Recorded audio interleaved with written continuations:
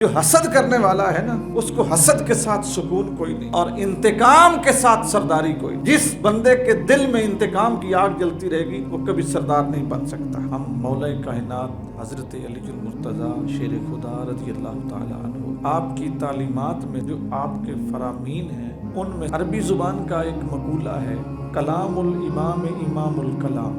امام کا کلام کلاموں کا امام ہوتا ہے، بڑے لوگوں کی بڑی بات ہوتی ہے۔ جب دانشور، اہل علم، اہل عقل، اہل فراست، اہل دانش جب بات کرتے ہیں، ان کی بات ایک معنی رکھتی ہے۔ اور جناب مولا کائنات تو وہ اہل علم ہیں کہ جن کو رسول اللہ صلی اللہ علیہ وسلم نے فرمایا، اے علی، میں علم کا شہر ہوں اور تم اس شہر کے دروازے ہو۔ میرا علم، میری معرفت جسے نصیب ہوگی اسے تیرے بوئے سے آنا ہو، تیرے گھر سے آنا ہو، تیری طرف سے آئے گا تو اسے سب کچھ مل جائے گا۔ تو حضرت مولا کائنات نے بڑے بڑے نادر، بڑے بڑے قیمتی اور بڑے بڑے اعلیٰ قسم کے جو کلام ہیں وہ آنے والوں کے لیے بطور نصیحت چھوڑے ہیں۔ آپ ایک بات ارشاد فرماتے ہیں لا راحت مع الحسد لا سود مع الانتقام، کہ جو حسد ہے اس میں کوئی سکون نہیں ہے، اور جس کے سینے میں انتقام کی آگ جلتی رہے وہ کبھی سردار نہیں ہو سکتا۔ سوچئے اس بات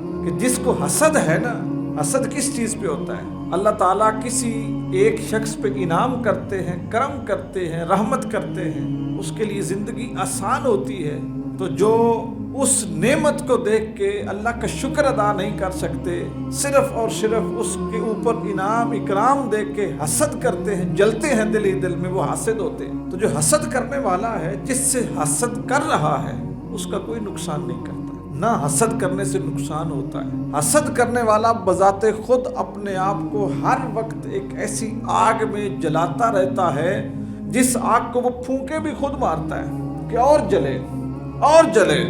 نہ اسے دن کا سکون، نہ رات کا سکون، نہ اندر کا سکون، نہ باہر کا سکون، نہ چہرے پہ سکون، نہ طبیعت میں سکون، ہر طرف اسے بے چینی رہتی ہے کہ فلاں بندہ مجھ سے آگے کیسے نکل گیا۔ اسی طرح فرمایا کہ وہ بندہ کہ جس کے سینے میں انتقام کی آگ جلتی رہے کبھی سردار نہیں بن سکتا۔ انتقام سوچنا چھوٹے ذہن کی علامت ہے۔ چھوٹا ذہن، چھوٹی عقل انتقام لیتی ہے، بڑا ظرف، بڑی عقل اور بڑی سوچ معاف کرتی ہے۔ انتقام لینے والا کتنا ہی بڑا کیوں نہ ہو جائے، عقل کا غلام ہوگا، عقل کا گھٹیا ہوگا، عقل کا شودا ہوگا، عقل کا نکھٹو ہوگا، عقل کا کمتر ہوگا، معاف کرنے والا ہمیشہ جیت جاتا ہے۔ نبی کریم صلی اللہ علیہ وآلہ وسلم کے سر پہ اللہ تعالیٰ نے کائنات کی سرداری رکھی، تو جب حضور نے مکہ فتح کیا تو کون کون سا بندہ نہیں تھا جو سامنے کھڑا نہیں تھا، اور کون کون سا ظلم نہیں تھا جو سامنے کھڑے ہونے والوں نے کمایا نہیں تھا۔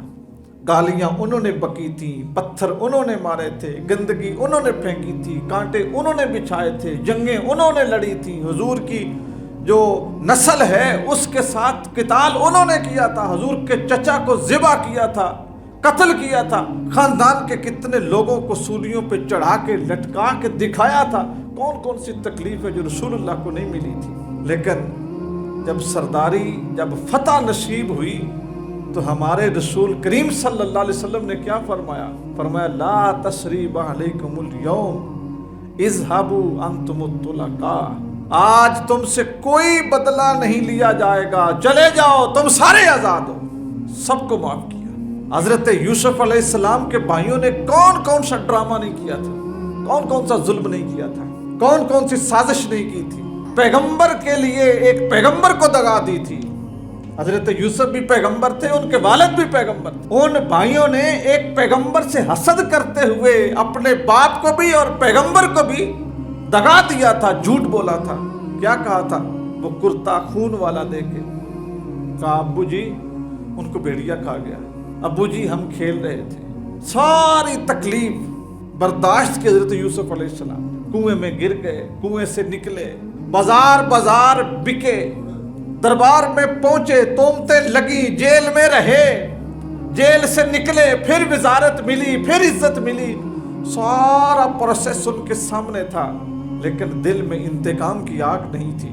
جب بھائی سامنے آ گئے اور انہوں نے اپنی غلطی کا اقرار کر لیا تو حضرت یوسف علیہ السلام نے ان کو ان کا ماضی نہیں یاد کروایا، ان کے سامنے ان کو وہ تانے نہیں دیے کہ تم یہ تم وہ، یہ ہے سرداری۔